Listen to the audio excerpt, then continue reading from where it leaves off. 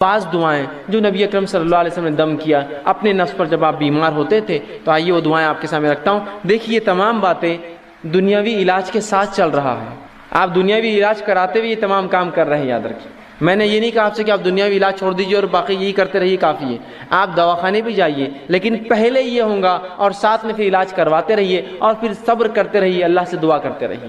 تو علاج کے ساتھ یہ سب چل رہا ہے، اس لیے کہ یہ دونوں ملیں گے تو شفا ہے، یاد رکھیے۔ آئیے آپ صلی اللہ علیہ وسلم نے جو بعض دعائیں کی شفا کے لیے، اس آپ کے سامنے رکھتا ہوں، بس مختصر رکھوں گا۔ صحیح بخاری کی روایت ہے، آپ صلی اللہ علیہ وسلم جب کسی مریض کے پاس جاتے تو اس کے جسم پر ہاتھ رکھتے اور یہ دعا پڑھتے اس کی شفا کے لیے۔ دعا یوں، اللہم رب الناس اذھب الباس اشفی انت شافی، کہ اے اللہ انسانوں کو پالنے والے، انسانوں کے رب، اس سے تکلیف دور فرما، اس سے تکلیف دور فرما۔ اشفی انت شافی، اس کو شفا دے، تو شفا دینے والا ہے۔ لا شفا الا شفاؤ، تیرے علاوہ کوئی اور شفا دینے والا نہیں ہے۔ شفاء لا یغادر سقما، ایسی شفا دے کہ جو بیماری کو بالکل نہ چھوڑے۔ یہ دعا کرتے اس بیمار کے لیے، جب آپ جاتے اس کو پڑھتے اور یہ دعا کرتے کہ مریض پر ہاتھ رکھ کر یہ دعا کرتے، اللہم رب الناس اذھب الباس، اے اللہ جو انسانوں کا رب ہے، اس سے اس کی بیماری کو دور کر۔ اور یقیناً جو آپ فرماتے آگے، اشفی انت شافی، تو شفا دینے والا، تیرے شفا دینے کوئی نہیں ہے۔ لا شفاؤ کا الا شفاؤ، تیرے علاوہ کوئی شفا نہیں دیتا۔ شفاء لا یغادر سقما، ایسی شفا دے اس کو کہ اس کی بیماری کو بالکل نہ چھوڑو۔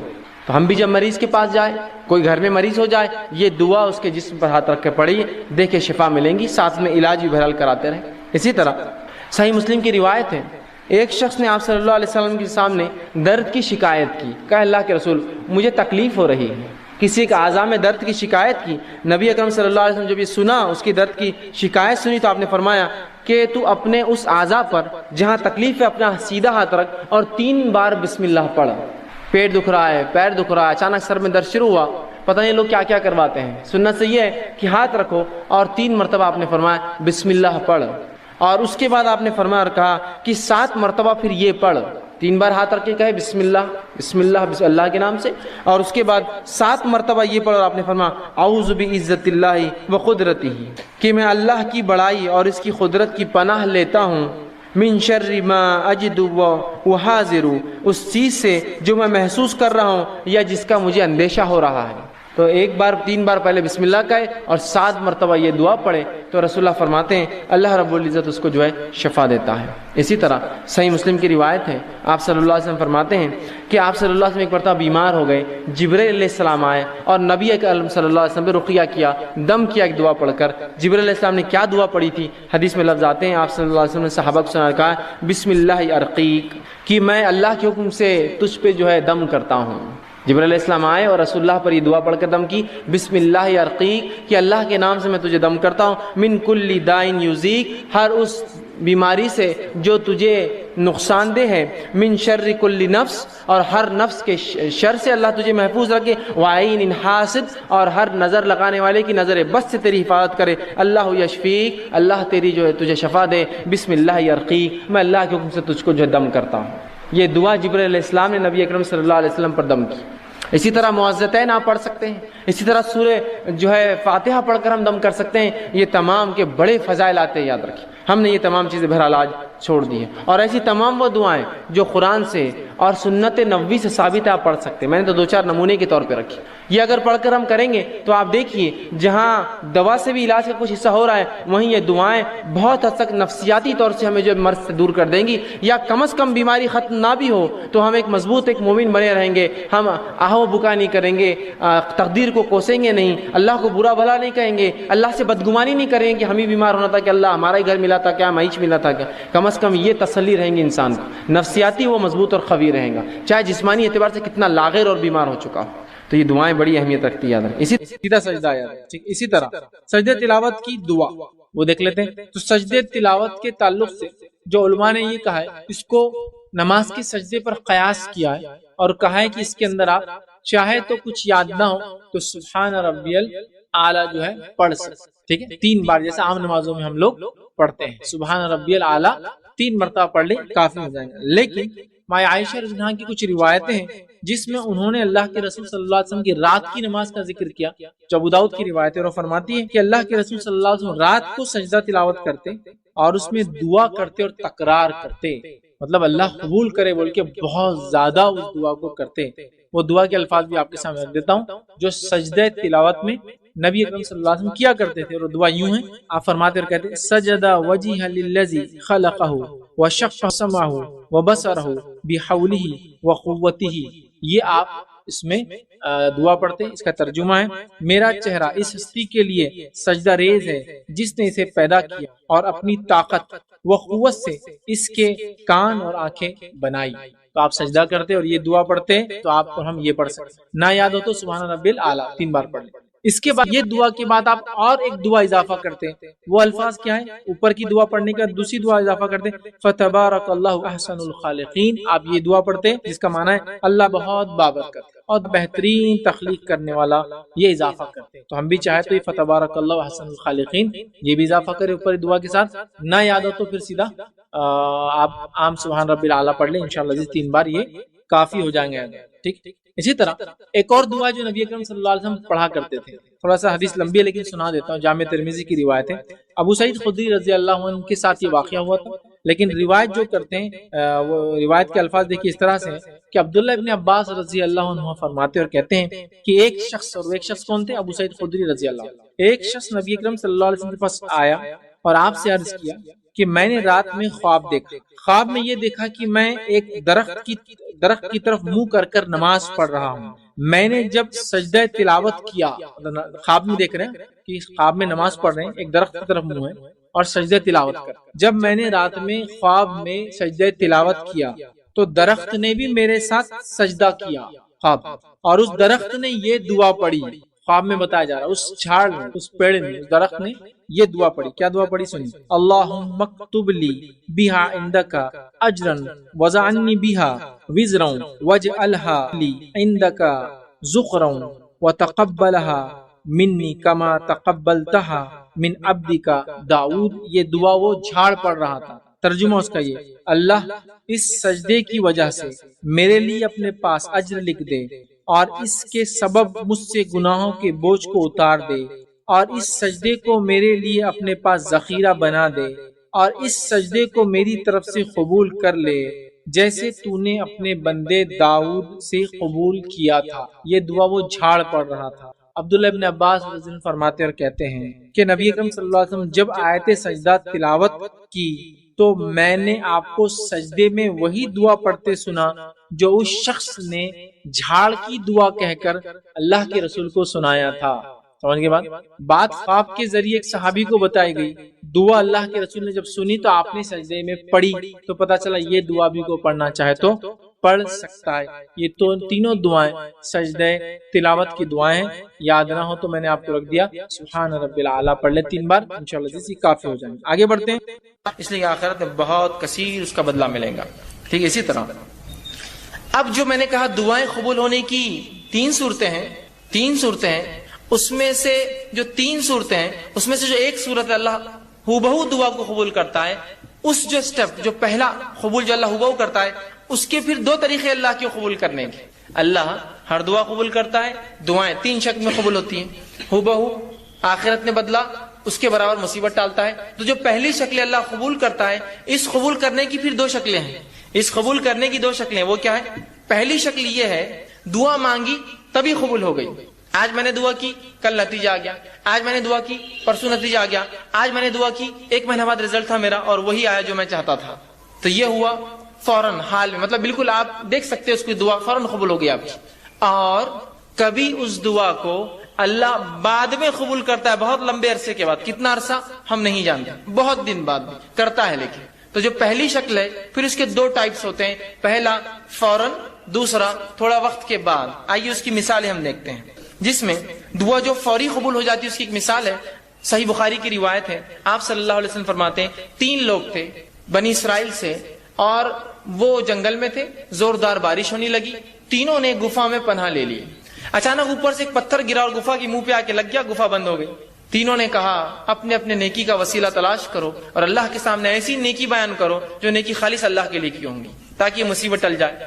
پہلے نے کہا اللہ میں نے اپنے والدین کے لیے جو ہے بکریاں چرا کر آیا تھا، والدین سو گئے، میں روز پہلے ان کو دودھ پلاتا، اس دن میرے والدین سو گئے تھے، بچے حالانکہ میرے بھوک سے تڑپ رہے تھے، میں نے پھر بھی بچوں کو جو ہے دودھ نہیں دیا، پہلے والدین کے اٹھنے کا انتظار کیا، انہوں نے پیا، پھر میں نے بچوں کو دیا، یہ میں نے تیرے لیے کیا تھا، اگر تجھے یہ چیز پسند ہے تو جو ہے اس کو جو ہے تو تھوڑا اس مصیبت کو ہٹا دے۔ پتھر تھوڑا کھسک گیا، روشنی اندر آنے لگی، فوراً اثر ہوا دعا کا، فوراً انسٹنٹ دعا ہوئی، اثر ہوا، پتھر تھوڑا کھسک گیا۔ پھر دوسرے شخص نے دعا کی، اور تیسرا بہرحال تفصیلی ہے واقعہ بہت لمبا، تینوں نے دعا کی، ایک کی دعا پہ تھوڑا کھلا روشنی، دوسرے کی دعا پہ اتنا کھلا کہ باہر دیکھ سکتے لیکن نکل نہیں سکتے، تیسرے کی دعا پہ وہ رول کر کے بازو ہٹ گیا اور تینوں باہر نکل گئے، جبھی اللہ نے جواب دیا ان کی دعا کا۔ یہ ایک شکل ہے۔ اب دوسری شکل جو اللہ بعد میں جواب دیتا ہے، جو بعید ہوتا ہے، عرصے بعد دیتا ہے، تو آئیے اس کی مثال خود قرآن نے دی۔ ابراہیم علیہ السلام نے اللہ سے دعا کی، سورہ بقرہ سورہ نمبر 2 آیت نمبر 129، اور فرمایا ربنا وابعث فیہم رسولا منہم یتلو علیہم آیاتک ویعلمہم الکتاب والحکمت ویزکیہم۔ اے اللہ ان لوگوں میں سے، انہی میں سے ایک رسول پیدا کر۔ اے اللہ ان لوگوں میں سے، یہ دعا کب کیا آپ نے معلوم آپ کو؟ جب اسماعیل علیہ السلام اور حاجرہ علیہ السلام کو لا کر مکے میں چھوڑ دیا، مکے میں چھوڑنے کے بعد جب آئے تو ایک دعا کر رہے ہیں، کیا دعا کر رہے ہیں؟ اے اللہ میری اس اولاد سے، اسماعیل سے، اس کی نسل سے، ان لوگوں میں سے جو ہے اللہ فرمایا ربنا وابعث فیہم رسولا منہم، انہی کے اندر سے ایک رسول انہی میں سے بھیج، یتلو علیہم آیاتک، جو تیری آیتیں پڑھ پڑھ کر انہیں سنائے، ویعلمہم الکتاب، اور تیری کتاب کا علم انہیں دے، والحکمہ، اور ان کو نبوی علم، احادیث کا علم، حکمت عطا فرمائے، ویزکیہم، اور ان کی نفسوں گناہوں سے پاک کرے۔ اور یہ دعا کا نتیجہ کون تھے معلوم آپ کو؟ یہ دعا کب قبول ہوئی؟ نبی اکرم صلی اللہ علیہ وسلم اس دعا کا نتیجہ تھے۔ آپ نے حدیث میں اس کی تفسیر کی اور فرمایا، آپ نے فرمایا میں اپنے باپ ابراہیم کی دعا کا نتیجہ ہوں۔ کتنے ہزار سال پہلے کی تھی ابراہیم علیہ السلام نے دعا؟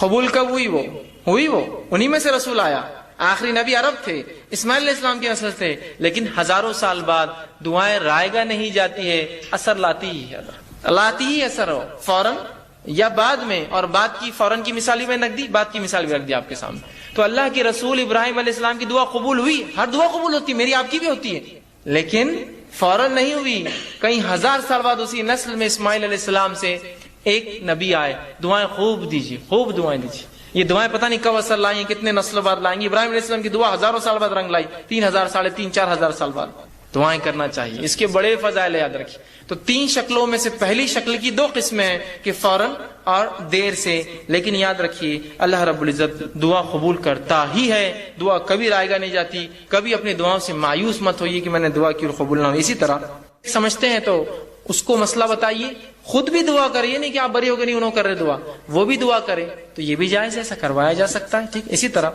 وہ کام جو دعا کے اندر منع ہے، بس یہ آخری بات ہے، دعا میں اشعار پڑھنا اور پر تکلف الفاظ استعمال کرنا منع ہے۔ اشعار، شعر شاعری، مطلب بالکل طرز میں دعا پڑھتے نا، فلاں فلاں فلاں فلاں فلاں، وہ چلتے رہتا، کچھ لوگوں کا بالکل ایک ٹیپ چلتا ہو، شاعری اور فلاں اور فارسی شاعری کے اندر دعا کرنا، اور پر تکلف الفاظ، بہت ہی تکلف، ایسے الفاظ کی پیچھے والے خالی دیکھ رہے ایک دوسرے کو کیا کر رہا بول کری، یہ دعا ہے اس کی، پر تکلف الفاظ، ٹھیک، یہ درست نہیں ہے، بخاری کی روایت ہے۔ اسی طرح ابن ماجہ کی روایت ہے، آپ صلی اللہ علیہ وسلم فرمایا کہ دعا میں غیر ضروری باتیں کرنا منع ہے، غیر ضروری باتیں کہ جنت ہونا، یہ ہونا، اس میں فلاں ہونا، بس جنت کا سوال کیجیے، جہنم سے نجات کا سوال۔ اسی طرح اپنے گناہوں کی جو ہے دنیا میں سزا مانگنے کی دعا کرنا یہ منع ہے کہ آپ اللہ سے ایسی دعا کریں۔ صحیح مسلم کی روایت ہے، ایک صحابی نے ایک دعا کی، اللہ میرے گناہوں کی سزا مجھے دنیا میں دے دے، اور وہ بیمار پڑ گیا، آپ صلی اللہ علیہ وسلم ان کی عیادت ہوئے، کہا تو نے کیا کیا ایسا؟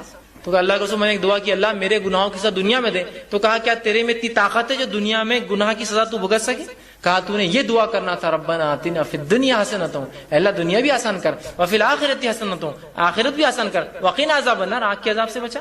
کہ انہوں نے ایسی غلط دعا کی کہ ان کو بخار چڑھ گیا تھا، اللہ نے قبول کی، ان کو اس کی بدلہ مل رہا تھا، تو پھر انہوں نے دعا کی، بخار چلا گیا۔ تو اپنے لیے دنیا میں میرے کو دے دے بول کر نہیں کرنا چاہیے، اللہ ہو گیا مجھ سے گناہ معاف کر، نہیں اللہ میرے کو سزا دے، دنیا میں جتنے میں نے کیے کہاں سے بھگت سکیں، کہیں زندگیاں بھی لائیں گے تو نہیں بھگت سکتے ہم، ٹھیک ہے، تو معافی طلب کیجیے، یہ سب سے طریقہ۔ اسی طرح ابو داؤد کی روایت ہے، اپنے لیے، اپنی اولاد کے لیے، اپنے جو ہے خادموں کے لیے اور اپنے مال کے لیے بددعا کرنا منع ہے۔ اپنے لیے، اپنے بیوی بچوں کو بددعا دے رہے آپ، اپنے مال کو برا بھلا کر رہے، اپنے غلاموں کو برا بھلا کرے، بددعا دے رہے، منع ہے، اس سے آپ نے ابو داؤد کی روایت میں روکا۔ اسی طرح بخاری کی روایت ہے، موت کی دعا کرنا درست نہیں، آپ یہ دعا کر سکتے ہیں اللہ اگر موت میرے لیے بہتر ہے تو موت دے، زندگی بہتر ہے تو زندگی دے، لیکن آپ یہ نہیں کہہ سکتے اللہ مجھے موت دے دے۔ بہت سی عورتیں ہوتی ہیں کچھ ہوا نہیں ہوا، اے اللہ اٹھا تو بھی لے میرے کو، اے اللہ اٹھا تو بھی لے میرے کو، بس ہر تھوڑی دیر کو اٹھا تو بھی لے میرے کو، مطلب آپ موت کی نہیں کر سکتی، یہ دعا نہیں کرنا چاہیے، ٹھیک۔ اسی طرح ہوتا ہے بہت سی بار انجانے جانے میں لوگ بددعائیں دیتے ہیں، جیسا اولاد کو نہیں دینا چاہیے، بچوں کو نہیں دینا چاہیے، اس لیے کہ آپ صلی اللہ علیہ وسلم نے فرمایا، وہ جو حدیث تھی پہلی میں پھر دوہرا دیتا ہوں، اولاد، اپنے خادم، غلاموں کو، بچوں کو بددعا نہیں دینا۔ آپ نے فرمایا، دیکھیے کیا فرماتے ہیں، اپنی جانوں، خود کو، اپنی اولاد، اپنے خادموں اور اپنے مالوں کے لیے بددعا نہ کرو کہ تمہاری زبان سے ایسے وقت کوئی بددعا کے کلمات نہ نکل جائے جس وقت اللہ اسے قبول کر لے۔ تو عورتیں بھی ہوتی بہت سی بار بددعائیں دیتی بچوں کو، ناس پیٹا ہے، یہ تو میرا فلاں ہے، یہ تو ایسے ہے، بددعائیں مت، اس کو کبھی اپنا عام معمول میں بنائیے۔ اچھے لوگ، انبیاء، صلحاء کبھی بددعائیں نہیں دیتے، ورنہ ہمارے پاس تو ایک معمول ہو گیا نا، بچوں کو مائیں بددعا دیتی، کچھ بددعائیں دے رہی کہ تم ایسے ہو جاؤ، تنگ کر دیے، ویتاق لا دیے، میرے کو فلاں ہو جائے، تمہارا تو بیڑا غرق ہو، اللہ نے قبول کر لیا تو، اور پھر وہی مائیں پھر دعائیں کریں گی، اللہ اس کا بیڑا غرق کیوں ہو رہا ہے، پھر آپ نے تو بددعا دی تھی۔ خام خواہ اچھے الفاظ، برے الفاظ مت نکالیے، ٹھیک۔ اسی طرح موت کی دعا کرنا منع ہے، اسی طرح خطا رحمی اور گناہ کی دعا کرنا منع ہے، اور اسی طرح عجلت طلبی سے دعا کرنا آپ سے منع کیا، صحیح مسلم کی روایت۔ اسی طرح صحیح بخاری کی روایت، دعا مانگتے ہوئے اللہ کے ساتھ کسی نبی یا ولی یا بزرگ کے تھرو وہ کرنا کہ ان کے ذریعے ہوتا ہے، یہ شرک ہے۔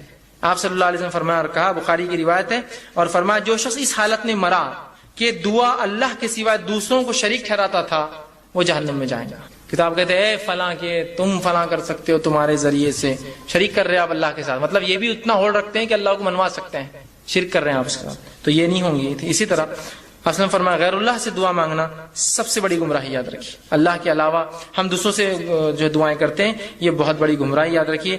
دعا مانگتے وقت جو ہے ہمیں صرف اللہ سے مانگنا چاہیے، اور جو میں نے آیت آپ کے سامنے رکھی تھی، بھلے قرآن میں اللہ رب العزت نے سورہ مائدہ آیت میں 46 سے فرمایا کہ غیر اللہ سے جو مدد مانگتے ہیں، دعائیں کرتے ہیں، وہ بڑا شرک ہے۔ اللہ نے فرمایا، وَمَنْ أَضَلَّ مِمَّنْ يَدْعُو مِنْ دُونِ اللَّهِ مَنْ لَا يَسْتَجِيبُ لَهُ إِلَى يَوْمِ الْقِيَامَةِ وَهُمْ عَنْ دُعَائِهِمْ غَافِلُونَ۔ دیکھیے کیا فرمایا اللہ، اس شخص سے زیادہ گمراہ کون ہو سکتا ہے جو اللہ کو چھوڑ کر ان کو پکارے، جو قیامت تک جواب نہیں دے سکتے، بلکہ اس سے بھی بے خبر ہے کہ ان کو اللہ کے ساتھ شریک ٹھہرایا جا رہا ہے، ان کو پکارا جا رہا ہے۔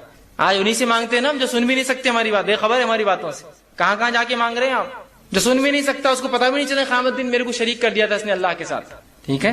تو یہ دعا مانگنا حرام ہے۔ اسی طرح جو ہے اللہ رب العزت نے دعاؤں کے تعلق سے قرآن نے بڑی وہ ترغیب دلائی، اور اللہ کے علاوہ دعا مانگنا بہت سخت گناہ بتایا۔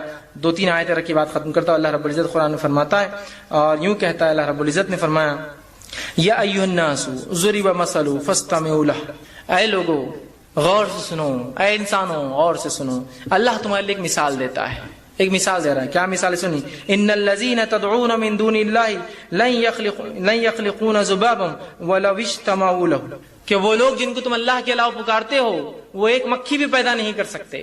جو پیدا نہیں کر سکتا وہ سن بھی نہیں سکتا، وہ ایک مکھی بھی پیدا نہیں کر سکتے، اور مکھی پیدا کرنا تو دور، اگر مکھی ان کے سامنے سے کچھ لے کر اڑ جائے تو اس سے واپس چھیننے کی طاقت بھی نہیں رکھتے۔ بڑے کمزور ہے جو ایسوں سے مانگتے ہیں، اور بڑے کمزور ہے جو لوگ مانگنے والے ہیں۔ کتنا کمزور ہے نا، آپ کس سے مانگ رہے ہیں؟ جس کے سامنے چڑھاوے رکھے ہوئے ہیں، ایک مکھی لے جائے تو اٹھا کے مار بھی نہیں سکتا ہو، آپ اس سے مانگتے ہو؟ جو مکھی پیدا نہ کر سکے اس سے دعائیں کرتے ہو، جبکہ وہ مکھی اڑانے کی طاقت بھی نہیں رکھتا جو شخص، وہ خود غافل ہے آپ کی ان دعاؤں سے۔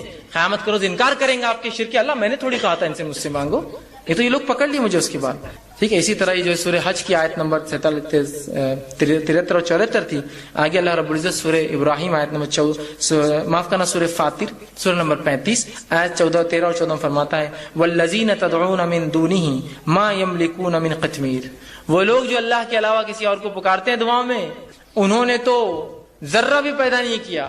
ذرہ، قطمیر، قطمیر کہتے ہیں کھجور کی گٹلی کے اوپر ایک چھلکا آتا ہے پتلا، وہ بھی نہیں پیدا کیا انہوں نے، تم جس سے دعا مانگتے ہو۔ ان تدعوہم لا یسمعوا، اور جب تم پکارتے ہو سن بھی نہیں سکتے ہو، بہرے ہیں، ان کو سنے نہیں آتا ہے۔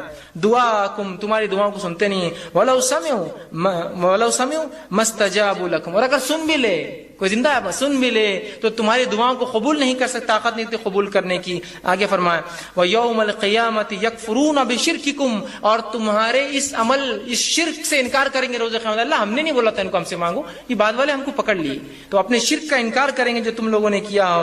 وَلَا يُنَبِّئُكُمْ مِثْلُ خَبِيرٍ، اور فرماتا ہے حقیقت حال کہ ایسی صحیح خبر تمہیں خبردار کے سوا اور کوئی نہیں دے سکتا. مطلب اللہ کے رسول جو بتا رہے ہیں ان پر ایمان لاؤ. یہ مشرکین کے لیے تھا، لیکن افسوس آج مسلمان اسے پڑھیں. اسی طرح سورہ نحل سورہ نمبر 16 آیت نمبر 20 اور 21 میں اللہ نے فرمایا والذین تدعون من دون اللہ لا یخلقون شیئا وهم یخلقون. تم اللہ کے علاوہ جن سے دعائیں کرتے ہو وہ خود پیدا کیے گئے ہیں، پیدا کرنے والے نہیں ہیں. تو جو پیدا ہوتا ہے دعا سن بھی نہیں سکتا ہے. کیا فرمایا؟ لا یخلقون شیئا، انہوں نے کچھ پیدا نہیں، وهم یخلقون، وہ خود پیدا ہوئے. امواتا غیر احیاء، وہ مردہ ہے، زندہ بھی نہیں جن سے تم مانگ رہے ہو. آج ہے نا ہمارا حال تو یہ مردوں سے مانگ رہے آج ہم سوچتے ہیں کہ ہم سمجھے اللہ سنتا نہیں تھے مردوں کی سنیں گا. تو کہا امواتا غیر احیاء، کہ وہ مردہ ہے زندہ بھی نہیں. احیاء وما یشعرون ایانا یبعثون، اور دوبارہ اٹھنا ہے تک ان کو معلوم بھی نہیں ہوا قیامت تک تم نے کیا کیا مانگا ان سے. تو ہم کوشش کریں خالص اللہ سے دعائیں کریں، اللہ کے علاوہ کسی کو شریک نہ کرے دعاؤں میں. دعا عبادت ہے، مستقل عبادت ہے، اور دعا اللہ ہر کسی کی دعا سنتا ہے. حکمت مصلحت کے تحت تھوڑا آگے پیچھے ہو جائے تو ہمیں اللہ سے ناراضگی یا دین و شریعت یا دعا کرنا چھوڑنا نہیں چاہیے. دعا بڑا افضل عمل ہے. یہ مومن کا ہر مصیبت پریشانی دنیا کی ہر تکلیف اور مصائب کے خلاف بہترین ہتھیار ہے. کوشش کے ساتھ ہمیں چاہیے کہ ہر بار اللہ سے ہم دعا کریں، خوب دعائیں کرے کہ کم از کم قبول اگر ظاہری نہ ہو تو آخرت میں باطنی اجر اس کا ضرور انشاءاللہ ملے گا. اسی پر اپنی بات ختم کرتا ہوں. اللہ رب العزت سے دعا ہے کہ اللہ سبحانہ تعالیٰ ہمیں جو ہے کہنے سننے زیادہ جو عمل کی توفیق عطا فرمائے. جو کچھ کہا سنا گیا کھاتے پیتے عبادتوں سے پہلے، عبادتوں کے اندر، عبادتوں کے بعد وہ جو ہے دعائیں کرتا ہے. اور اللہ رب العزت جو ہے دعاؤں کو قبول بھی کرتا ہے. ایک غلط فہمی یہ بھی ہوتی ہے لوگوں کو کہ یار میں نے اتنی دعا کی، ہم لوگ اتنی دعائیں کر رہے ہیں لیکن میری دعا قبول نہیں ہوتی. میں نے فلاں مسئلے کے لیے دعا کی، وہ چیز مجھے نہیں ملی. میں نے فلاں کام کے لیے دعا کی، وہ چیز کام نہیں ہوا. میں نے فلاں مسئلے کو فلاں کیا، آج تک وہ چیز نہیں ہوئی. یہ کیسی عجیب بات ہے کہ میں دعا تو کر رہا ہوں لیکن وہ چیز قبول نہیں ہوتی ہے، وہ چیز میری پوری نہیں ہوتی ہے، یا وہ کام میرا نہیں ہوتا ہے. پھر کیا فائدہ دعائیں کر کے؟ اور جب دعاؤں کا صحیح تصور اور دعا کیا ہے، ہم نے کیا سمجھا دعا مصیبت کی ایک چیز ہے استعمال کی. اب مصیبت حل نہیں ہوئی تو پھر دعا کر کے فائدہ کیا ہے؟ ہم نے دعاؤں کو یہ سمجھا کہ مصیبت کی گھڑیوں میں اللہ کو پکارنا یہ دعا ہے. اب اگر مصیبت میں نے پکارا اور وہ دعا کا جواب نہ آیا، جو مجھے نہ سمجھا، تو پھر فائدہ کیا ہے دعا کر کے جس کا جواب نہیں آتا، جو قبول نہیں ہوتی. اور پھر یہ سوچ کر انسان یا تو دعائیں کرنا چھوڑ دیتا ہے. دعائیں کرنا چھوڑنا تو پھر ٹھیک ہے، لیکن اللہ رب العزت سے جو بدزنی وہ شروع کرتا ہے، یار دعائیں قبول نہیں کرتا اللہ ہماری، فائدہ کیا کر کے. بدزنی مطلب اللہ سے بدزن ہو جاتا ہے اور یہ کہنا شروع کر دیتا ہے کہ دعائیں میری قبول نہیں ہوتی ہے یار، یا دعا کر کے فائدہ نہیں میری قبول نہیں ہوتی. یہ بہت خطرناک چیز ہے، یاد رکھیے. پہلے غلط فہمی کہ دعا مصیبت کی ایک چیز ہے، اس کے بعد اگر مصیبت دعا نہیں دوسری چیز کی، پھر انسان یا تو دعائیں کم کر دیتا ہے یا تو دعا کرنا چھوڑ دیتا ہے. یہ کم اور چھوڑنا تو ٹھیک ہے، اللہ سے شکایتیں شروع کر دیتا ہے. کیسا اللہ میری دعا قبول نہیں کیا فائدہ یار دعا کر کے، اپنی قبول نہیں ہوتی تو کر کے کیا فائدہ. یہ سب سے خطرناک مرحلہ یاد رکھیے. اس میں انسان پھر جو ہے اس دائرے سے نکل جاتا ہے اور اکثر لوگ اس چکر میں جا کے شرک اور کفر تک پہنچ جاتے ہیں. کیسے انشاءاللہ آگے میں رکھوں گا. جبکہ اللہ رب العزت نے اپنی کتاب میں اعلان کیا کہ تم دعا کرو، میں تمہاری دعاؤں کو قبول کروں گا. جس طرح میں نے ایک آیت آپ کے سامنے خطبے میں 2 آیتیں تلاوت کی. ایک آیت سورہ غافر سورہ نمبر 40، اس کی آیت نمبر 60 میں نے تلاوت کی. اس میں اللہ فرماتا اور کہتا ہے وقال ربکم ادعونی استجب لکم، کہ تمہارا رب تم سے کہتا ہے، اللہ رب العزت کہتا ہے کہ تم اس سے دعا کرو، استجب لکم، میں تمہاری دعاؤں کو سنوں گا. کون کہہ رہا ہے یہ؟ اللہ کہہ رہا ہے تم دعائیں کرو اے مسلمانوں، میں تمہاری دعاؤں کو سنوں گا. استجب لکم ان الذین یستکبرون عن عبادتی، اور جو میری دعائیں نہیں کرتے، مجھ سے دعائیں نہیں مانگتے اور تکبر کی بنیاد پر نہیں مانگتے. جو اللہ فرماتا ہے یستکبرون عن عبادتی، جو دعاؤں کو نہیں کرتا تکبر کی بنیاد پہ، اور دعا عبادت چونکہ یہاں لفظ ہے ان عبادتی، جو دعاؤں کی شکل میں میری عبادت نہیں کرتا تکبر کی بنیاد میں، سیدخلون جہنم داخرین، ایسے شخص کو میں جہنم کے اندر ڈال دوں گا اٹھا کر. سمجھ رہے ہیں بات کو؟ کہ جو دعا نہیں کریں گے، تکبر کریں گے، دعا ایک عبادت ہے، تو اللہ فرما رہا ہے ایسے لوگوں کو اٹھا کر میں کہاں ڈال دوں گا؟ سیدخلون جہنم داخرین، ایسے لوگوں کو میں جہنم میں ڈال دوں گا. تو وہ اللہ دعا سنتا ہے، نہ کرنے والوں کو جہنم میں ڈالیں گا، تو کرنے والوں کی پھر ضروری اس کے لیے لازم ہے کہ وہ جواب دے. پھر اس کے نفس پہ لازم ہے، جب وہ کہہ رہا ہے مجھ سے کرو، نہ کرو گے تو جہنم میں ڈالوں گا، تو گویا تم کرو میں قبول کروں گا. یہ اس کا معنی ہے. دوسری آیت جو میں نے تلاوت کی سورہ بقرہ سورہ نمبر 2 آیت میں 186 میں اللہ نے فرمایا وَإِذَا سَأَلَكَ عِبَادِي عَنِّي فَإِنِّي قَرِيبٌ، کہ میرے بندے اے نبی تم سے سوال کرتے ہیں صلی اللہ علیہ وسلم کہ میرے بندے سوال کرتے سَأَلَكَ عِبَادِي عَنِّي میرے بارے میں، فَإِنِّي قَرِيب۔ اگر قرآن کا آپ اگر طرز دیکھیں، قرآن کا جواب دینے کا اگر انداز اور اسلوب دیکھیں، قرآن میں جب بھی رسول اکرم صلی اللہ علیہ وسلم سے سوال ہوا تو اللہ نے فرمایا وہ تم سے پوچھتے ہیں فلا کہہ دو قل، وہ تم سے پوچھتے ہیں چاند کے بارے میں کہہ دو قل کے لفظ آتے ہیں۔ سبحان اللہ، اس آیت پہ غور کیجیے، اللہ نے فرمایا وَإِذَا سَأَلَكَ عِبَادِي میرے بندے میرے بارے میں پوچھتے ہیں فَإِنِّي قَرِيب، کہہ دو بھی نہیں کہا، رسول کو نکال گیا بیچ میں سے، فَإِنِّي قَرِيب، کہہ دو ان سے کہ میں قریب ہوں، نہیں کہا فَإِنِّي قَرِيب، میں قریب ہوں ان سے۔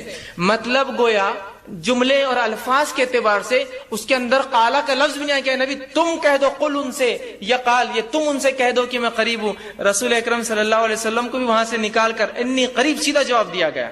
حالانکہ سورہ بقرہ اٹھائیے، سوالات کا ایک سلسلہ ہے سورہ بقرہ میں، ہر سوال کے بعد آتا ہے کہ آپ سے سوال کرتے ہیں قل ان سے جواب کہہ دو، قل ان سے کہہ دو، قل ان سے کہہ دو، کہ اس کا معنی یہ ہے۔ یہاں جب سوال ہوا کہ میرے بندے پوچھتے میرے بارے میں تو رسول اللہ صلی اللہ علیہ وسلم کو قل بھی نہیں کہا، نکال دیا فانی قریب، سیدھا اتنا قریب ہوں کہ مجھے یہ بھی کہنے کی ضرورت نہیں ہے نبی آپ کہہ دو میں قریب ہوں۔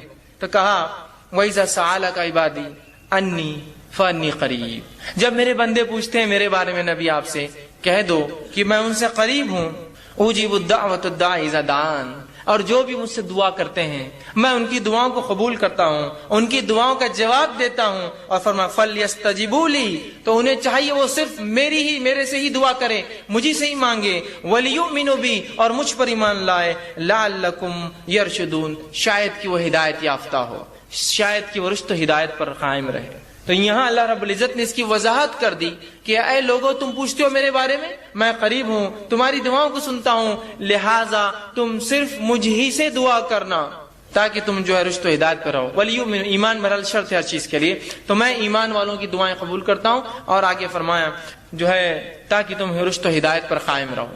تو یہاں اس آیت نے وضاحت کر دی۔ اسی طرح رسول اللہ صلی اللہ علیہ وسلم نے فرمایا اور کہا، جامع ترمذی کی روایت آپ نے فرمایا ان الدعاء هو العبادہ، دعا عبادت ہے۔ وضاحت کر دوں کہ شفاعت یہ ایک الگ چیز ہے اور وسیلہ یہ ایک الگ چیز ہے۔ انشاءاللہ عزیز ہم ان دونوں کو دیکھیں گے ایک ساتھ، اور اس میں انشاءاللہ عزیز دونوں کو مختلف انداز سے رکھنے کی بھی کوشش کروں گا۔ یہ وہ عنوان ہے جس عنوان کے تعلق سے اس معاشرے میں بہت زیادہ غلط فہمی پائی جاتی ہے۔ کچھ لوگ اس میں افراط و تفریط کے شکار ہے، یا تو اس میں اتنا غلو کر دیتے ہیں کہ ہر کسی شخص کو یہ سمجھتے ہیں یہ ہماری شفاعت کرے گا، یا کچھ لوگ ان لوگوں کو دیکھ کر برے لوگوں کو اتنا اس کا وہ کرتے کہ انکار کر بیٹھتے ایسی کوئی شفاعت ہے ہی نہیں۔ تو حقیقت ہے کیا؟ ایک مومن جو ہوتا ہے یہ جو ہے امت وسط اللہ نے اس امت کو کہا ہے، وہ بیچ کا معاملہ اختیار کرتا ہے۔ تو آئیے ہم آج دیکھتے ہیں حقیقت میں شفاعت ہے کیا، وسیلہ کس کو کہتے ہیں، اس کی حقیقت کیا ہے، کیا اس کی سچائیاں کیا ہے، اور کیا اس میں غلو ہے، کیا اس میں لوگوں نے زیادتی کی ہے، اور کس معاملے میں ہم کمزور پڑے ہیں۔ تو سب سے پہلی چیز تو یہ، شریعت اسلامیہ میں اکثر یہ ہوتا ہے کہ لوگ بدعتیں ایجاد کرتے ہیں، نئے کام کرتے ہیں، لیکن کہیں نہ کہیں اس کی بنیاد ہوتی ہے، اس بنیاد کو لے کر وہ نیا کام کو ایجاد کرتے ہیں۔ تو شفاعت اور وسیلہ بھی یاد رکھیے، اس کی حقیقت ہے، لیکن لوگوں نے اس کو لے کر اس کی بنیادیں تو لے لی، لیکن جس طریقے سے رسول اللہ صلی اللہ علیہ وسلم نے اور صحابہ نے عقیدہ رکھا، اس عقیدے کو چھوڑ کر ایک منمانا عقیدہ لا لیا۔ گو نام تو وہی ہے شفاعت اور وسیلہ، لیکن اس کے پیچھے جو عقیدہ آج اس دور میں رکھا جا رہا ہے وہ عقیدہ رسول اللہ صلی اللہ علیہ وسلم سے ثابت نہیں، یاد رکھیے۔ جو آج چل رہا ہے عمومی طور سے، انشاءاللہ صحیح عقیدہ کیا ہے اور باطل عقیدہ کیا ہے، دونوں کو آپ کے سامنے جو اس مختصر سے وقت میں رکھنے کی جو ہے میں کوشش کروں گا۔ سب سے پہلی چیز تو یہ، شفاعت ہے کیا؟ شفاعت کس چیز کو کہتے ہیں؟ عربی زبان میں شفاعت جو ہے شین فے عین، یہ لفظ اس کا مصدر ہے، اس سے آتا ہے، اور اس کا معنی ہوتا ہے جوڑنا، ملانا یا نزدیکی کرنا، یا اس کو جو ہے شف کہتے ہیں، یہ جس کو کہتے ہیں ایون نمبرز، یا جس کو کہتے ہیں جفت، جس کو کہتے ہیں جس طرح سے 2 اور 4 اور 6 جفت نمبر ہے، اسی طرح طاق نمبر ہوتے 1 3، تو شف کہتے ہیں ان نمبر کو جو جفت ہوتا ہے، اس لیے کہ جفت نمبر طاق نمبر کو جوڑ دیتے ہیں۔ تو شفیع کہتے ہیں جو جوڑتا ہے، نزدیکی اختیار کراتا ہے، نزدیک پہنچاتا ہے، یا دونوں کو ملاتا ہے، اس کو شفیع کہتے ہیں، اور اسی سے لفظ شفاعت آتا ہے۔ تو گویا شفاعت کا معنی ہوتا ہے جوڑنا، اور شرعی اصطلاح میں شریعت میں شفاعت کا معنی ہوتا ہے کہ گناہگار لوگوں کی اللہ رب العزت جو ہے مغفرت کرے گا کچھ لوگوں کی وجہ سے، یا وہ لوگ ان کی وجہ بنیں گے جنت میں جانے کی۔ شفاعت کا جو شرعی عقیدہ ہوگا وہ یہ ہوگا کہ شریعت میں کہیں گے قیامت کے روز گناہ گار آدمی کی مغفرت اور بخشش کے لیے فرشتہ، نبی یا کسی ولی کو اللہ تعالیٰ جو ہے اللہ تعالیٰ کے حضور وہ اس کی سفارش کریں گا اور اللہ اس کی سفارش کو قبول کریں گا. یہ شفاعت کا عقیدہ ہے شریعت کے اصطلاح میں. جو شفاعت کر رہا ہے وہ مشفی ہے، شفاعت کرنے والا. جس کی شفاعت کی جا رہی ہے وہ اس کی شفاعت، جو شفاعت کرنے والا ہے اس کو مشفی کہتے ہیں عربی میں، مطلب وہ اس کو جوڑتا ہے، یا شفیع کہتے ہیں جو اس کو جوڑ رہا ہے، جس کو جوڑا جا رہا ہے. تو شفاعت کا عقیدے کا معنی یہ ہے کہ قیامت کے روز وہ لوگ جو رسول اللہ صلی اللہ علیہ وسلم کی امت سے ہوں گے، جو گناہ گار ہوں گے، ان گناہ گاروں کو اللہ رب العزت جو رسول اللہ کو حکم دیں گا اور آپ صلی اللہ علیہ وسلم ان گناہ گاروں کے رب العزت کے سامنے مغفرت یا بخشش کرائیں گے اور انہیں جنت میں لے جائیں گے. یہ اس کا معنی ہے شفاعت کا. لیکن اس شفاعت کے تعلق سے چونکہ اس معاشرے میں بہت زیادہ غلط فہمیاں ہیں اور بہت زیادہ بدگمانیاں ہیں، یا بہت زیادہ ہم کہیں گے جو ہے اس کے تعلق سے غلط فہمیاں، جو غلط باتیں اتنی رائج ہیں کہ اصل عقیدہ ان باطل عقیدوں کے اندر چھپ جاتا ہے. عموماً اکثر یوں ہوتا ہے کہ اصل عقیدہ پتہ نہیں ہوتا ہے اور باطل چیز ہمارے سامنے نظر آتی ہے. آئیے آج جس مختصر سے جو وقفے میں رکھنے کی کوشش کروں شفاعت ہے کیا. سب سے پہلی چیز تو یہ کہ شفاعت کے تعلق سے علم نہیں ہونے سے، اس کی غلط فہمی ہونے سے، یا جو ہے شرعی علم کی کمی سے جو نقصان اس معاشرے کو ہو رہا ہے، اس غلط عقیدے کی بنیاد پر پہلے وہ عقیدہ آپ کے سامنے رکھتا ہوں کہ ہوتا کیا ہے. اگر ایک شخص شفاعت کا صحیح عقیدہ نہ رکھے تو اس سے ہوتا کیا ہے. آئیے چند نقصانات ہم دیکھتے ہیں کہ کچھ لوگوں کو اپنے طور سے، جہاں تک معاملہ ملائکہ اور انبیاء کا رہا تو یہ تو سمجھ میں آئی بات، لیکن اس کے بعد امتیوں میں سے جن کو ہم اللہ کے ولی کہیں گے، امتیوں میں سے یا شہداء کہیں گے یا صالحین کہیں گے، ان لوگوں کو خود ساختہ شفیع بنا لیتے ہیں، خود ساختہ چن لیتے ہیں، یہ ہماری سفارش کریں گے. جبکہ شفاعت کون کریں گا وہ اللہ کے سوا کوئی نہیں جانتا، یاد رکھیے. ہاں ملائکہ شفاعت کریں گے، انبیاء اپنی قوم کے لیے شفاعت کریں گے، یہ تو طے ہوا. لیکن اس کے بعد اولیاء میں سے، صلحاء میں سے، نیکوکاروں میں سے کون شفاعت کرے گا اللہ کے سوا کوئی نہیں جانتا ہے. لیکن ہم دیکھتے ہیں آج کے زمانے میں لوگ اپنے دل سے، اپنے طور سے کچھ لوگوں کو چن لیتے ہیں اور کہتے ہیں یہ ہمارے سفارشی اللہ کے پاس. شفاعت مطلب سفارش کرنا، جوڑنا. تو یہ ہمارے سفارشی اللہ کے پاس، اور ان کو چن لیتے ہیں. اور جب ان کو وہ خود ساختہ چن لیتے ہیں، اپنے منمانے ڈھنگ سے چن لیتے ہیں، زندہ ہو یا مردہ ہو، یہ ہماری سفارش کریں گے. پھر ہوتا کیا ہے، پھر ان کے پیچھے وہ لگ جاتے ہیں، ان کے پیچھے دنیا میں چل پڑتے ہیں اور تمام وہ عقیدے جو اللہ کے تعلق سے ہونا چاہیے وہ عقیدے ان لوگوں کے تعلق سے رکھنا شروع کر دیتے ہیں.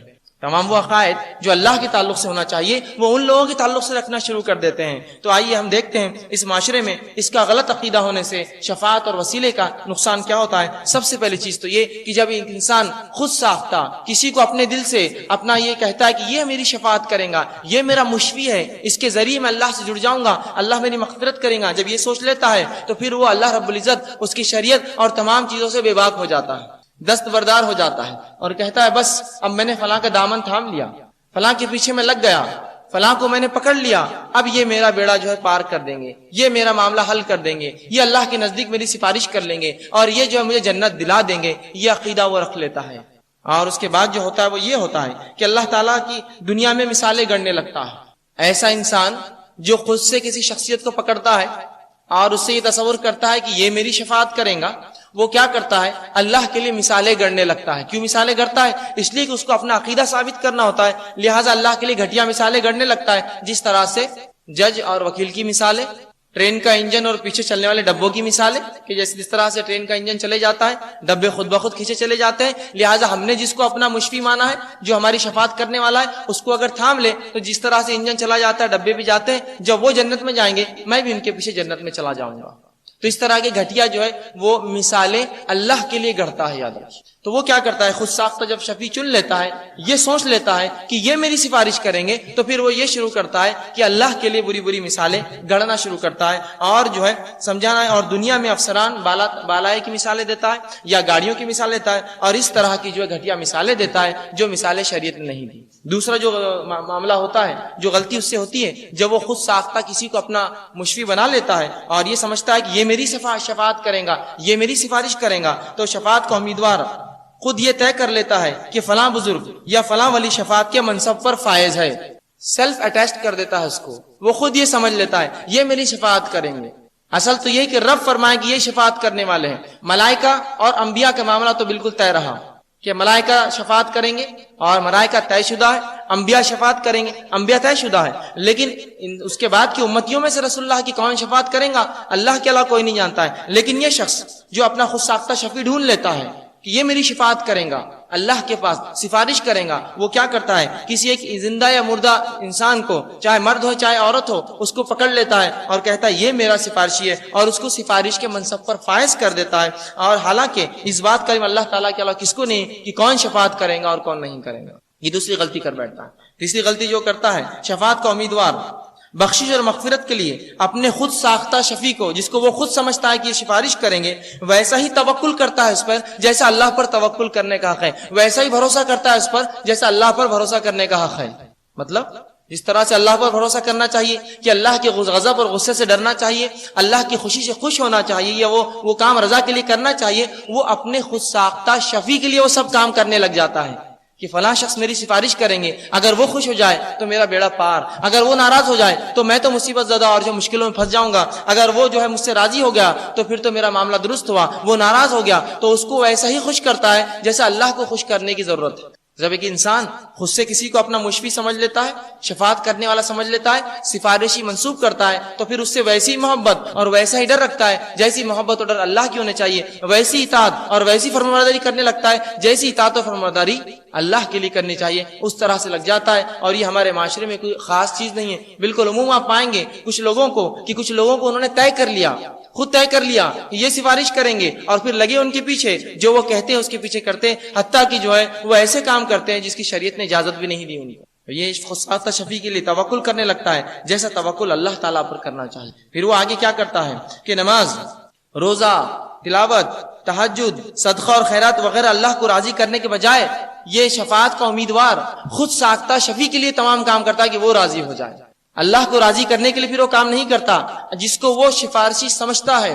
خود ساختہ شفیع جو بنا لیتا ہے کہ یہ میری شفاعت کریں گا، تو وہ کیا کرتا ہے چن کر جو ہے یہ تمام کام اس کے لیے کرتا ہے جو ہمارے معاشرے میں ہو رہے ہیں کہ نماز اس کے لیے، روزہ اس کے لیے، زکوٰۃ اس کے لیے، نیاز اس کے لیے، منتیں اس کے لیے، قربانیاں اس کے لیے کرتا ہے تاکہ وہ راضی ہو جائے اور جو ہے میرا بیڑا جو ہے پار کر دے اور میرے لیے آسانی کر دے. تو بجائے اللہ تعالیٰ کی یہ کرنے کے لیے وہ جو ہے بندوں کے ساتھ یہ عمل کرنا شروع کر دیتا ہے اور ہر ممکن کوشش کرتا ہے کہ ان کو راضی رکھوں، چاہے پھر اس کے لیے کوئی بھی ناراض ہو جائے. اسی طرح جو ہے شفاعت کا امیدوار اپنے خود ساختہ شفیع کو جب آخرت میں اپنا کارساز تسلیم کر لیتا ہے تو دنیا کے تمام معاملوں میں بھی اس کو کارساز تسلیم کر لیتا ہے کہ اگر کوئی دکان بھی کھولنا ہے تو بابا آپ بتائیے تو دکان کھولیں گی ورنہ نہیں کھولیں گے. گو اس کی فیلڈ بھی نہیں ہے کہ وہ تجارت کے تعلق سے جانتا بھی نہیں، لیکن اس سے مشورے لیے جائیں گے، کیونکہ جب اس نے آخرت میں اس کو اپنا سفارشی مان لیا تو دنیا کے اندر تو تمام معاملات میں اس کو اپنا سفارشی سمجھتا ہے اور ہر معاملے اس سے پوچھ کر اور اس کو وہ سمجھ کر اور اس کو بڑا سمجھ کر اس سے پوچھتا ہے، اور جب تسلیم کر لیتا ہے پھر دنیاوی معاملات میں بھی پھر بھروسہ کرنے لگتا ہے، اور یوں دنیاوی مصائب اور مشکلات اور تکلیفیں اور بیماریوں میں اللہ کو چھوڑ کر اس کو پکارنے لگتا ہے. جب یہ تصور کر لیتا ہے کہ آخرت میں یہ مدد کرنے والے ہیں تو پھر دنیا کے اندر بھی کیا کرتا ہے، تمام چیزیں انہی سے پکارتا ہے، مدد کو انہی کو آواز دیتا ہے، اسی طرح حاجت روائی کو انہی کو آواز دیتا ہے، مشکل کشائی کے لیے اپنی مشکلوں کو حل کے انہی آواز دیتا ہے، دستگیری کی تمام چیزوں کے لیے، پھر جو اولاد کے لیے اور مال کے لیے اور تمام چیزوں کے لیے انہی کو آواز دیتا ہے. جب یہ طے کر لیتا ہے کہ قیامت میں یہ میری سفارش کریں گے تو ظاہر سی بات دنیا کے اندر بھی یہ لوگ جو ہے میرا تمام جو ہے کام کر سکتے ہیں، میرا بیڑا پار لگا سکتے ہیں. اس طریقے عقیدے بنانا شروع کرتا ہے. اسی طرح جو ہے آخرت اپنے خود ساختہ شفیع اور سفارشی کو دنیا میں اپنا حاجت روا اور مشکل کشا جو ہے تسلیم کر لینے کے بعد وہ اس کی ناراضگی کو اسی طرح لیتا ہے جیسے اللہ کی ناراضگی، اس کے خوش ہونے کو اسی طرح لیتا ہے جس طرح سے اللہ کا خوش ہونا. اور یہ معاملہ میں سمجھتا ہوں اس دنیا میں ہمارے معاشرے میں عام ہے کہ جب ہم کسی کو اپنا سفارشی سمجھ لیتے ہیں اور یہ سمجھتے ہیں کہ یہ ہماری سفارش کریں گا اللہ کے پاس، پھر تمام وہ کام اس کے لیے کرتے ہیں جو در حقیقت اللہ کے لیے کرنا چاہیے. جو عظمت، جو کبریائی اور جلال اللہ تعالیٰ کے لیے خاص ہونا چاہیے، وہ عظمت اور کبریائی اور جلال شفاعت کا امیدوار اپنے خود ساختہ شفیع کے لیے محسوس کرتا ہے. مطلب جس کو اس نے یہ مان لیا کہ یہ اللہ کے پاس میری سفارش کریں گے، وہ ان کے لیے وہ تمام کام کرتا ہے اللہ کو چھوڑ کر یا جو ہے اس کو خوش کرنے کو چھوڑ کر. جس طرح انسان کو ہر وقت اللہ تعالیٰ کی نظر اور جو ہے اللہ تعالیٰ کی طرف سے جو ہے رحم اور کرم کی جو ہے وہ انتظار کرتا ہے، یہ شخص جو کسی کو اپنا شفاعت کے لیے تیار کرتا ہے یا سمجھتا ہے یہ میری سفارش کریں گے، یہ اسی طرح جس طرح سے اللہ کی طرف نظر رحم و کرم کے لیے انسان دوڑاتا ہے، یہ اپنے شفیع کے لیے اسی طرح دیکھتا ہے، کاش یہ رحم کر دے تو مجھ پہ رحم ہو جائے، اگر یہ مجھ پہ کرم کر دے تو کرم ہو جائے، یہ اگر میرا معاملہ حل کر دے تو میرا معاملہ حل ہو جائے. تو جب وہ یہ سمجھ لیتا ہے یہ سب کچھ ہے تو پھر دنیا میں جو ہے اسی کے لیے کرم اور اسی کے رحم کے لیے جو ہے وہ اس کے پیچھے پڑا رہتا ہے، اللہ کو چھوڑ دے. اسی طرح جو ہے خود ساختہ شفیع کو اللہ تعالیٰ کی تمام صفات سے متصف کر دیتا ہے اور اس کے بعد انسان جو اللہ تعالیٰ کی جگہ اپنے سارے معاملات کو اس کو جو ہے مختار کل سمجھتا ہے. جب یہ تمام چیزوں کو سمجھ جاتا ہے تو اللہ رب العزت کی صفات بھی جو ہے اس شخص کو دے دیتا ہے کہ وہ جانتے ہیں میں کہاں ہوں، وہ جانتے ہیں میں کیا کرتا ہوں، انہیں پتا ہے میں کیا کر رہا تھا، ان کو معلوم ہو جائے گا جو فلاں ہے. اور یہ مثالیں آپ دیکھتے ہیں بہت سی بار ہوتی ہیں. ایک شخص کہنے لگے کہ یہ ہمارے جو ہے سفارشی اللہ کے پاس. کسی نے کہا ایسی کیا دلیل کی سفارشی ہے؟ تو کہا یہ دل کی باتیں جانتے ہیں. دیکھیے اب اللہ کی صفتیں اس کو دینا شروع کر دی. کہا ہم فلاں کام نہیں کر سکتے، ان کو پتا چل جاتا ہے. اور کسی نے کہا کیا کیا ایسا، یا کیا عمل ہے جو وہ جانتے ہیں تمہارے بارے میں؟ تو کہا میں کل شام گیا اور جب ان سے ملاقات کی تو مجھ سے انہوں نے کہا آج تم نے نماز نہیں پڑھی. تو وہ شخص نے کہا تم روز نماز نہیں پڑھتے، سب کو معلوم ہے. تو انہوں نے کیا نئی بات کہی تم سے؟ یہ ہوتا ہے، ایسے لوگ یہی کرتے. ادھر آؤ، ایک خاص بات کہوں گا تم سے، ہاتھ پر میرے بیعت کر لو. کیا خاص بات ہے؟ کسی کو کہنا مت کبھی زندگی میں. بولتا ہاں کہو مت لا الہ الا اللہ محمد رسول اللہ، بولنا نہیں کسی کو، چلے جاؤ. یہی راز دفن ہے بس، اور اسی پہ لگے ہیں لوگ. تو اس طرح کی حرکتیں کرتا ہے اور اللہ کی تمام صفتیں اس کو دے بیٹھتا ہے کہ وہ جانتے ہیں میں کچھ کروں گا تو میں فلاں کروں گا تو ان کو پتا چل جائے گا، یہ نہ کروں گا تو بچوں کا مسئلہ حل نہیں ہوگا، فلاں نہ کروں گا تو تجارت ڈوب جائیں گی، اگر وہاں زیارت کو نہیں جاؤں گا ان کے پاس تو فلاں نقصان ہو جائے گا، اگر فلاں چیز نہ چلاؤں گا تو یہ ہو جائے گا، یہ نظر و منت پوری نہ کی تو فلاں ہو جائے گا. تمام تر جو ہے صفتیں اللہ کی اس کو دے کر تمام تر اعمال جو اللہ کے لیے ہونے چاہیے پھر اس خود ساختہ شفیق کی طرف وہ کرتا ہے اور تمام چیزیں اس کو راضی کرنے کرتا ہے جو کہ اللہ کے لیے کرنی چاہیے. اور اللہ تعالیٰ سے بے پرواہ ہو کر بے خوف ہو کر جو ہے بعد جو اپنی عملی زندگی میں انسان اللہ تعالیٰ کی اطاعت و فرمانبرداری کو قطعاً کوئی پرواہ نہیں کرتے ہوئے چھوڑ کر نماز، روزہ، زکوٰۃ، حج تمام چیزیں چھوڑ کر بس وہ یہ کہتا ہے کہ بس ان کی نظر کرم ہو جائے تو میرا بیڑا پار ہو جائے، اب مجھے کسی کی ضرورت نہیں ہے. اللہ کو مکمل ترک کر کے پھر انہی کو خوش کرنے لگ جاتا ہے. اور اب نماز بھی غائب ہے، اس لیے کہ نماز کی کیا ضرورت، فلاں شخص میری سفارش کر دیں گے. روزہ بھی غائب ہے، روزے کی کیا ضرورت، فلاں شخص میری سفارش کر دیں گے. اور حج اور زکوٰۃ یہ تمام معاملوں سے بے پرواہ ہو کر شریعت کو ایک طرف بالائے طاق ڈال کر جو ہے اپنے آپ کو جو ہے دنیا کے اندر ہی جو جنتی سمجھتا ہے اور یہ سمجھتا ہے فلاں شخص کو اگر خوش کر دیا تو میرا بیڑا پار ہو گیا، اب مجھے کسی اعمال کی ضرورت نہیں رہی. تو یہ نقصان ہوتا ہے جب ایک شخص شفاعت کا صحیح عقیدہ نہیں رکھتا. سفارش کا عقیدہ ہے کیا، یہ کیا چیز ہے، یہ کیسی ہوں گی، یہ ہم نہیں جانتے. اس کی وجہ سے یہ تمام جو غلط فہمیاں اس جو ہے ہم دیکھتے معاشرے میں رائج ہو چلی ہے. اسی طرح جو ہے